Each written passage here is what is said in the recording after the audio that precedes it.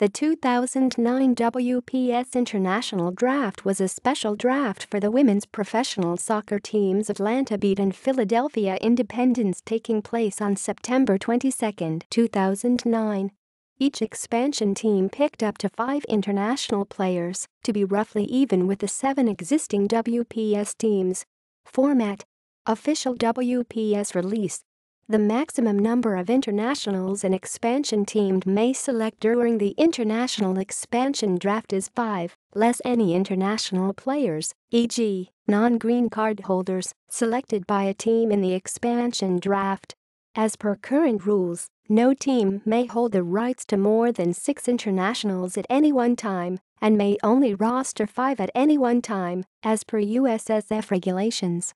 The Philadelphia Independence will select first in the international draft, the Atlanta Beat second, alternating picks throughout. Results: see also. List of WPS drafts.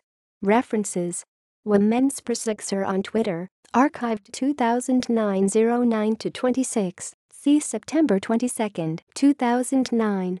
Summary on BigZoxer.com, archive 2009 09-26, posts number 1014 and number 1015 on page 102 of the thread. WPS, all horses in the stable, Atlanta Beat selects international players.